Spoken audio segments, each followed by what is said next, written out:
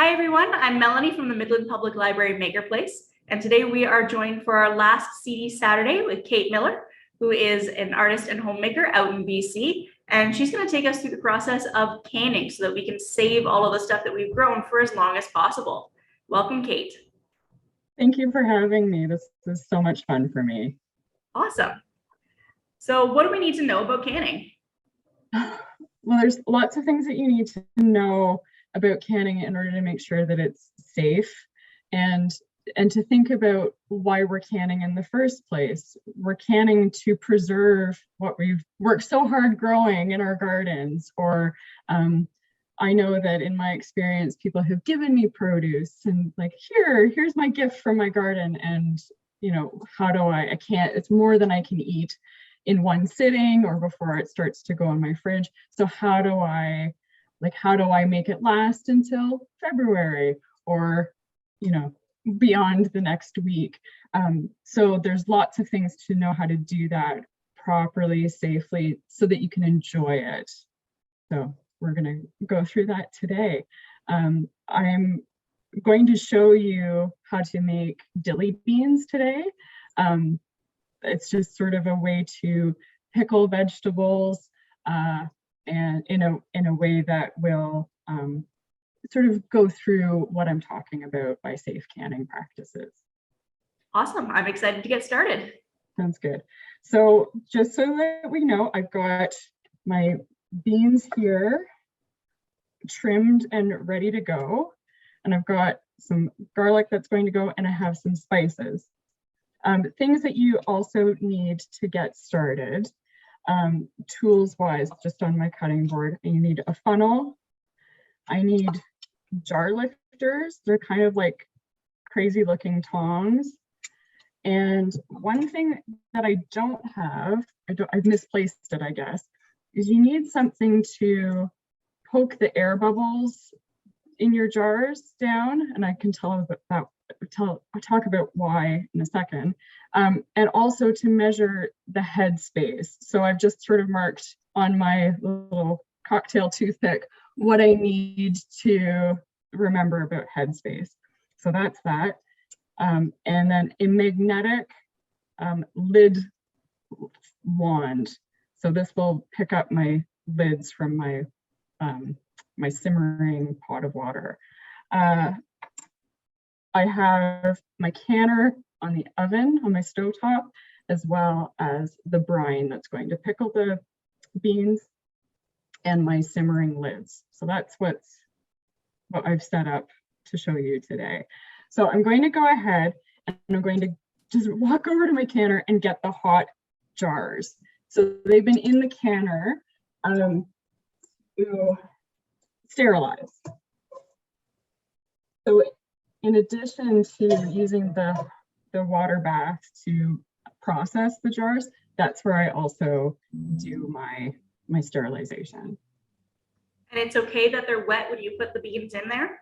Yes, it's totally fine because it's boiling. The water will evaporate.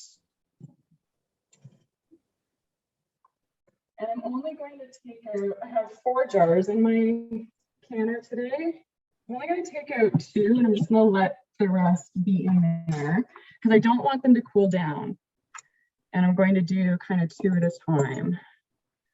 So do you want to use different size jars for different produce or different recipes?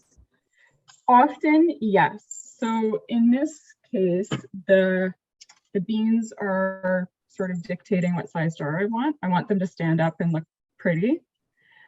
So I'm using a 1 cup jar with a neck, not like a wide mouth mason. Okay.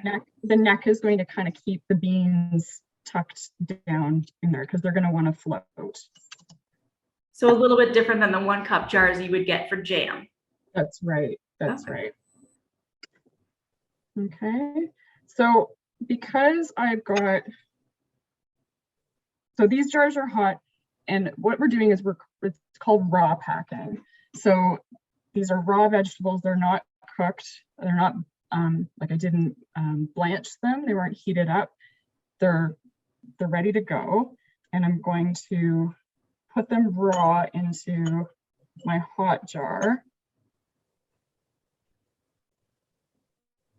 like this. And because they're hot, I want my oven mitt. The reason why we want them hot is we're going to put the hot brine into them, and then we're going to put the whole thing back in the boiling water canner, and we don't want the jars to break. Right, because glass is susceptible to shock, right? That's right. So if you put cold vegetables with cold brine into hot water, your jar will break. So hopefully by keeping everything relatively the same temperature, so that's, I'm trying my best to kind of get them all down in there.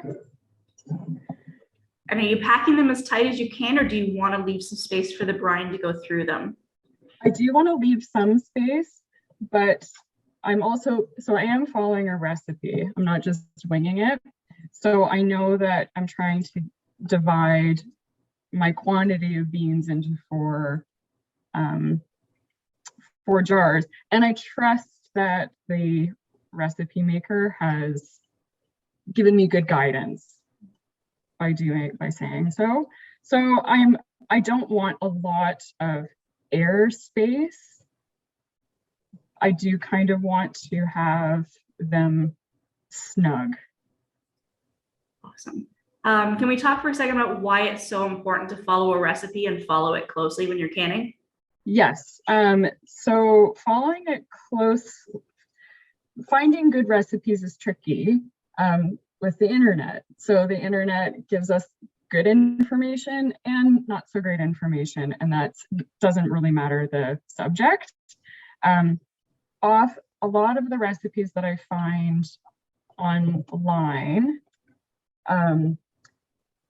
don't explain how to do the canning steps of the process. They give you the quantity, they give you the ingredients, they tell you to can, but they tell you that you should can, but they don't explain how to can or how to do it.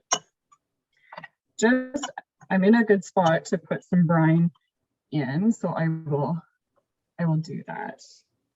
So my brine is boiling. And I've got my canning funnel. So all of these canning tools can come in a kit. And the Bernardin kit, which I like to, this is what this was at one point, I believe, doesn't have the lid lifter anymore, or the magnetic wand. And so I would want to track that down. That's kind of an essential. Yes, I think mine is KitchenAid and it did come with it. And my funnel also has the Headspace measuring tool on the side. Ooh, yeah, so it's very fancy. I think that if you can get a 2-for-1, that's what I would do. So already a lot of hardware stores, I think, sell those these days. So I think so. They're sort of an essential. So what I'm seeing already is my jar is way too full. So when that happens, stainless steel spoon. It has to be a non-reactive metal. So a non-react, you'll see that guidance in recipes, a non-reactive pot. That usually means aluminum. And what I'm doing, I'm kind of like pushing my vegetables down so that I can get the proper amount of headspace. Whoop. And why is headspace so important? So you need the headspace for the vacuum sealing process of the canning. And where did I stick my thingy? So this is my headspace tool. I'm good to go.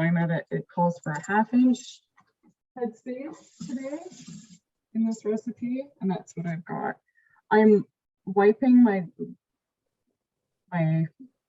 jar rim free of all of those dill seeds.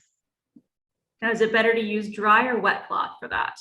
I just use a wet one just to make sure that it's totally clean. My have a pot with, it's just simmering, it's not boiling, with the lids that I need. So these are the lids. They look like this. And you're warming up the rubberized part on the lid. Those are always only one use. That's right, that's right. And so these are brand new. You can buy them separately from the jars and the bands. And this is the band, and I'm just finger tight. That's plenty. I will be honest, I always panic about whether or not it's too tight or too loose. And I've had experiences with both where it's too tight and it didn't get a seal. And then I just made barbecue sauce and the band actually came undone and the lid came off in the water bath. Right. That was a new one for me. That's a new one. I'm just going to stick this in the canner just so that the hot brine doesn't cool down too much. And when I'm doing my last two, I will show you what that looks like. I'll take my video over. Here is this. Now, I'm running out of brine already. Oh no. So that's okay. We can just make more. So how fresh are these beans and how ripe are they? These beans, so I live in an apartment building and I have a balcony, but I don't have a robust balcony garden. So these are not garden fresh. These are grocery store fresh, but they're pretty good. They weren't wrinkly. They weren't marred in any way. These are, again, with the goal of canning and preserving is to like preserve the harvest. You want to capture the produce at its best possible point. So this bean, like I'm just gonna eat it. It's not delicious, and it doesn't need any sort of cooking.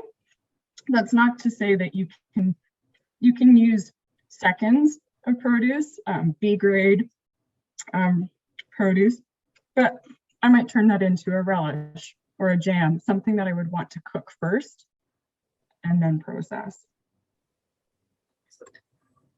Is there stuff that you can't can? What kind of fruits and vegetables would you kind of shy away from canning? This is a good question. Oh, my beans are kind of poking up. They want to rise to the top. There's you can lots of food items. You may not be able to water bath can them. You may have to pressure can them. These are things like meat and low acid produce.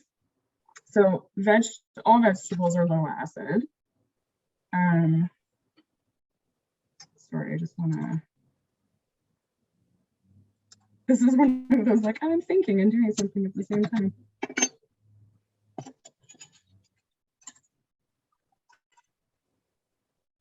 Let's see how that one works out.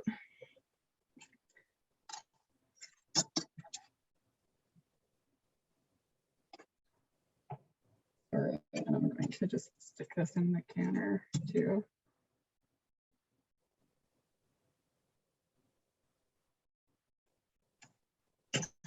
What was the question? Oh, things you can't can. Yes. I don't think you can can bananas. I don't think you can can coconut.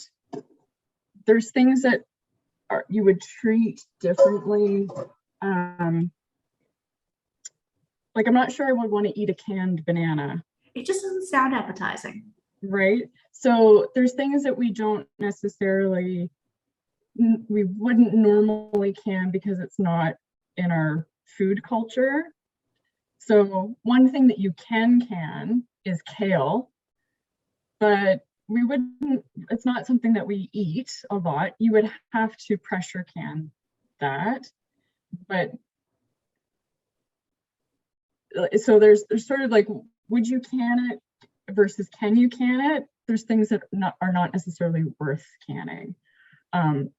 So like, you know, we would probably more likely freeze spinach or kale than process it in a canner.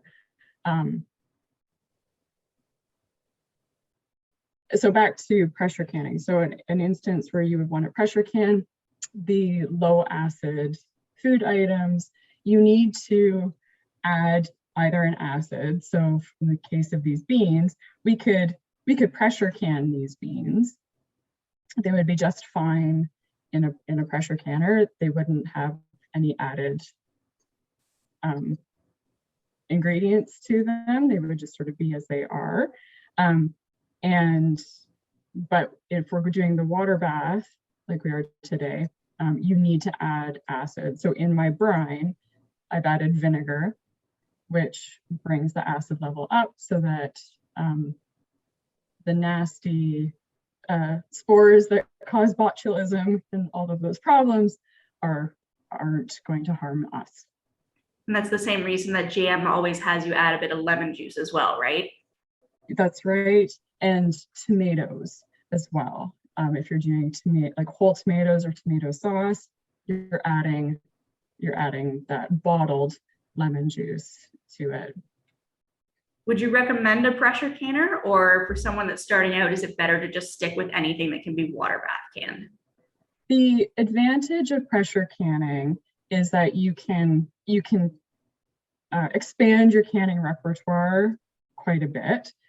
You can do beans and meat and soups, and like all those things sound interesting and wonderful, and fairly straightforward as well. I don't think it's a more complicated process to do. Pressure canners are expensive. Pressure canners are not the same thing as pressure cookers.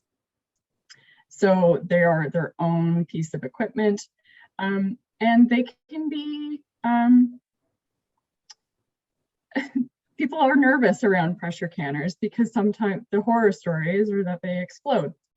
So you have this, you know, large, expensive piece of equipment that could do damage. You may not want to run headlong into doing that. You may want to work alongside someone has that experience. Having said that, I have a pressure canner. I've never used it because I live in an apartment. I don't have the kind of storage space to store a lot of canned goods. So that might be different if I were someone who was like I was a hunter and I didn't have a chest freezer and I would want to process large quantities of meat or something like that. You can do that by canning it and putting it somewhere else in your house. I just don't have that luxury of space. So maybe not a beginner tool and not for someone who is short on space in their kitchen. That's right. I don't think that it's something like, oh, you know, I'll just do some weekend pressure canning. It might be something that you want to work your way up to or to try out with a friend. Awesome. What is the best thing to start out with if you've never done canning before? I think the recipes that I started out with first were like single ingredient, something that I could cook. I think that I wanted to show the pickling today because it's sort of, you know, it's just a little bit different with the raw vegetables and the hot brine, and there's always that fear of getting it right. Some recipes like dill pickles, you need to treat the produce a little bit differently ahead of time. A lot of recipes tell you to start the day before. So budgeting your time, that might not be something to get your feet wet, right? Like it doesn't have that sort of like instant gratification satisfaction of doing something. So I really like things like applesauce or jam or something that you can cook on the stove. And even if you don't get the canning part right, You can put it in your fridge and still enjoy it. Definitely. My first recipes for canning was always strawberry jam that my mom made from the instructions that come in the packet of pectin from Bernardin. Exactly. And Bernardin is great like that because they sort of offer like, here's the equipment that you need, here's a recipe. If it calls for pectin, here's the one that you need. And it's fairly straightforward like that, outlining it like that. And I think that the hesitancy to wanting to sort of like follow the rules of a company might be like, oh, well, that's not really unique, or it's not, but like these are tried and true, and you're going to have a lot of success with it. Canning is not cookies. It's not something you want to experiment with and go off the beaten path. This is true. Yeah, and it doesn't have to be like that. And they have expanded a lot of their profile to include recipes that are a little bit interesting, incorporating herbs and spices, and just to make it good. And I know you supplied us with a bunch of great resources for recipes, so I'll have those at the end of the video. Perfect. Yes. Where are we at with the beans? What is our next step here? So my next step, I'm going to take you over to the canner. You won't be able to see my face, but that's okay. Take you over. So in the canner, there's a pot of water. It's the biggest stock pot that I have. And inside are my jars. And you're following up.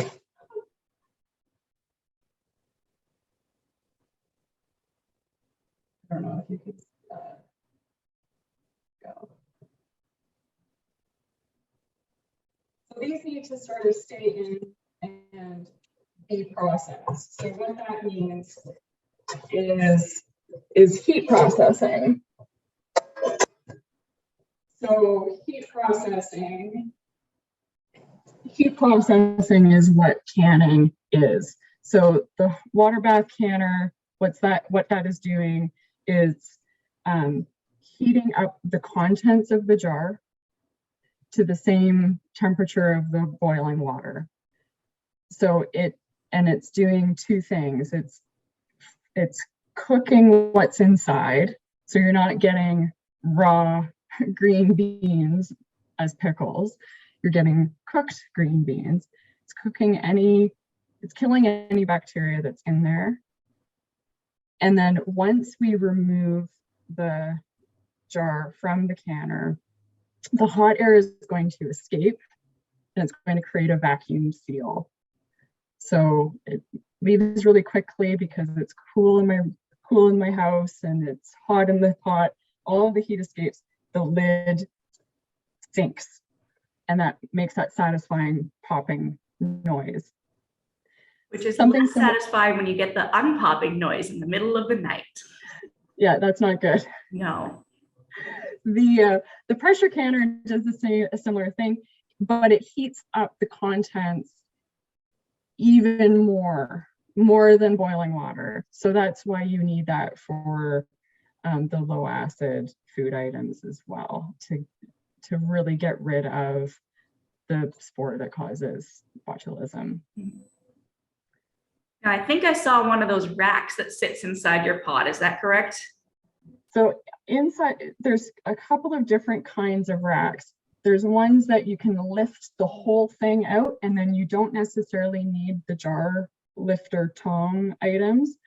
In the bottom of mine, it's a specialty rack. You don't need a specialty rack. You can use anything that's kind of like a cooling rack, like a wire cooling rack, just so that the jars have something to sit on and they will bounce around a little bit. You want them to, something to absorb the shock. So there's something like that in mind. It just sits at the bottom. It doesn't, I can't raise it while there's things inside of it. I will say I do have one of the kinds that you can raise, but the slots between the wires are so big that if you try to do that with the little half cup jars, they fall out. So it is Right. still safer to use the normal jar lifter and put them in with the plate already inside the pot. That's right. When I chose this size canner to work with today because of the height of those pint jars. So the I guess I'm using pint jars and not 1 cup jars. So the you need enough space above the jar in the water bath. You need about 1 to 3 inches, depends on the guiding principles that you're accustomed to. So I needed a lot of water space above the jar to do the thing that it's going to do, to heat it thoroughly. If I'm just doing the little jam jars, you know, this size, a squat little size, I'll use my big pasta pot, my biggest pot in my set, with like a little inset wire rack, and because it will have lots of room to do that. And that's not just small batch in terms of quantity, but it's also small in terms of size of jars. So if you're using a water bath, some recipes will have you boil only for 10 minutes, some 15 or 20. Does that just have to do with the acid content of the jar? I think it has to do with, I do think it has to do with that. I think it has to do with like size as well. I know that because you're cooking like something like a jam or a sauce, it's already kind of cooked through, but the raw pickle, like you need to actually heat the contents of the jar to the same degree as the rest of the water in the water bath canner. So when I place, you'll notice that when you take jars out to fill in the canner doesn't boil as heavily anymore. And then when you put them in, the water is calm. You want to start that time from when the canner returns back to a full rolling boil. So that's when you start your timer. So my recipe is 15 minutes this time. So towards the end of our chat, we can pull them out and see. I'm excited. Do these have to sit for a while before you open them? I know pickles, you usually have to wait 3 to 4 weeks before they're really good. I think so. We'll see if I can actually wait. I don't really know why, but it's sort of one of those things. I just do what I'm told. Like, oh, if this is going to be better in 3 to 4 weeks, I trust the people who have done that recipe. I don't need to do it. If I'm really impatient, I will do something called a refrigerator pickle. Oh. And so this is something that goes back to your original question about what can you, like, what can't you can. And there's some things that I decide that I don't want to can. And one of those things is carrots, because they're so delicious that I can't wait. So I blanch the carrots and add the brine and do all of that, but I don't can them. I put them in the refrigerator, but that means that the whole batch has to stay in the refrigerator. It's not shelf stable, and I have to eat them quickly. I've only got a couple of weeks to finish them.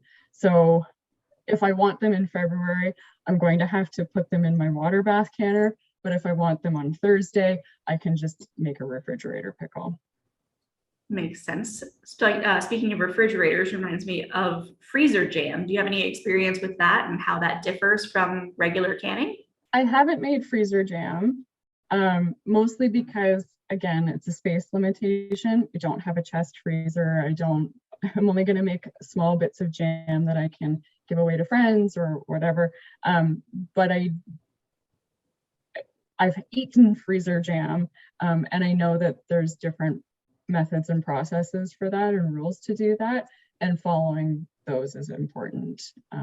And lots of good guiding books like the Bernardin website have instructions and particular products for making those successful. Awesome. Would you ever use frozen produce in a canning recipe? Absolutely. So there's some instances when I, all I want is rhubarb jam in, I don't know, in January, and I've eaten all the rhubarb jam because it's my favorite, but I've definitely got some rhubarb in my freezer for when I want to do that. I thaw it first. I let it come to, I kind of want to do it in such a way that I don't get rid of all of the liquid. So like in a sieve, and I collect the liquid and kind of see, I don't want it too dried out, and then follow as usual Awesome. with my recipe. You were asking me about inversion canning. Yes. The occasion to do inversion canning is never. It didn't seem like a good idea to me. So for anyone who doesn't know, inversion canning is where half the time you're not even using one of these bands, which is what really confuses me.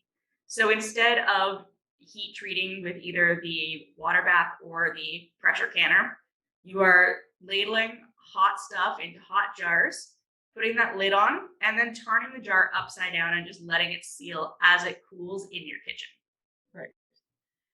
I think that this is risky for lots of reasons. If not only because when you turn it over and that jar is not sealed, like you're gonna get pickles everywhere. Like I don't know what happens if your lid pops off. I think I'd be really sad about that. But even if you manage to get a seal, you haven't the processing has, you want the air to escape the jar, because otherwise if there's air in the jar, then it traps it and then your food will spoil. So even if you get really lucky and everything works, you're still not necessarily getting the same kind of product as you would by following like a heat processing method.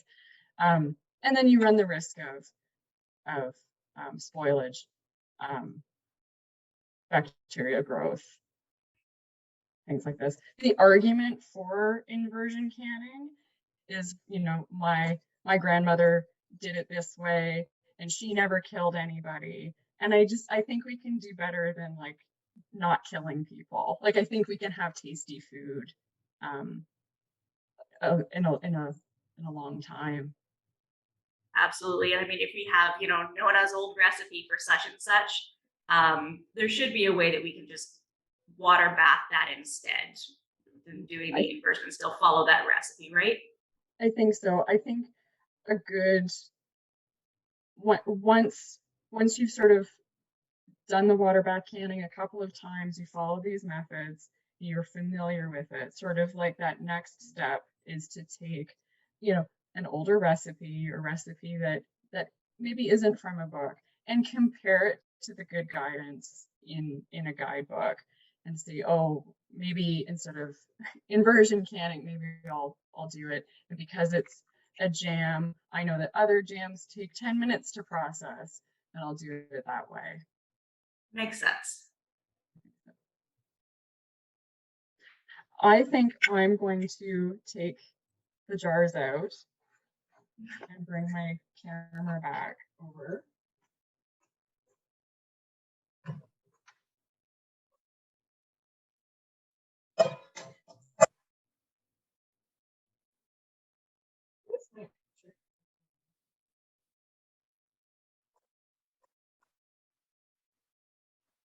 So the goal is to lift them straight out without tipping them, because the lid technically isn't on yet.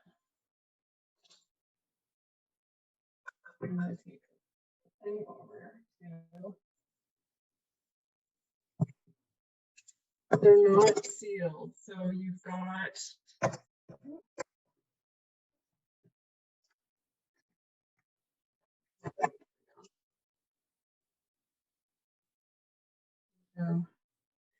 So you're going to get some water pooling on the top. That's fine. It's going to evaporate.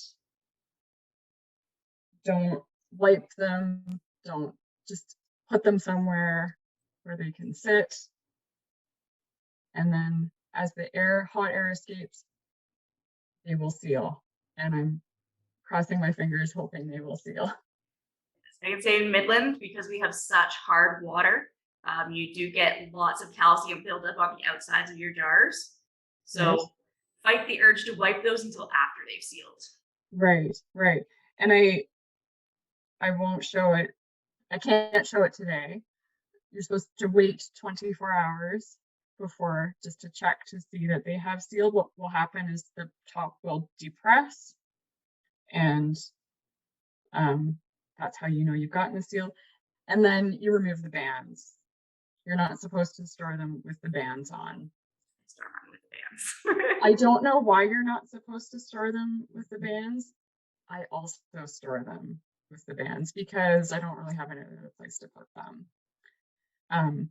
So I think the risk is that the band keeps the lid on if it's not actually sealed, and you may not realize that it's not on. I don't think there's like a risk of explosion or something like that. I will say that my grandfather used to unseal jars because once you gave it to him afterwards, he would tighten it, and that extra pressure would actually cause it to come unsealed. So That's I would say if you're interesting. storing it with the bands, don't tighten them after they come out of the bath. Right, that's right. And I also do something that you're not supposed to do, which is put the label on the top. You're supposed to put the label on the side so that if anything happens with the lid, you still know. I don't use the labels. I just permanent marker directly on the lids. There you go. There you go. That makes sense too. It's just so much harder to get the label off the side of the jar later when you want to reuse it for something different, and you end up with that buildup, and it's just not nice to look at if you want to give it away. That's right. That's right. I would wait. I would maybe like test out a sample before giving away items as gifts to friends. That would be, that's sort of, Especially if it's your first time. especially if it's your first time. In the event that, let's just say these didn't seal, they're still okay. I'm just going to put them in the fridge, and they have to stay in the fridge. Once opened, preserves will last quite a bit, a month, like a good, similar as what you would have with like a commercial jar of pickles. Like, they're going to last a while. If it does seal and it goes in my pantry, I've got about a year. You want to kind of check for rust. Is that what you're looking for on the lids, or? It's sometimes it will rust because of the air temperature. Like I had a basement once, and that's where I was storing them. I would get rusty spots, even though the contents were still fine, because of the band reaction, or if it was an old band. So you can't reuse the lid, but you can reuse the band. So if there's rust on your band, it could transfer. It's hard to tell where it's coming from. You're looking for basically like spoilage. So the same way you would check anything else that you bought at the grocery store. You're looking for weird smells, weird colors, things like that. That's right. And one of the things, like when the spore that causes botulism is bulging, so like anything like weird damage to the lid or something like that, that's not good. I've included things to look for that are like, they're weird looking, but they're actually okay, in a handout. So there's that information too. That's helpful. That'll all be available in the comments at the end of the video. Perfect. So yeah, no popping yet, but that's okay. All right. Well, thank you so much for joining us. And happy canning to everyone out there. I hope you get the most out of the produce that you've grown with our seeds from the seed library here.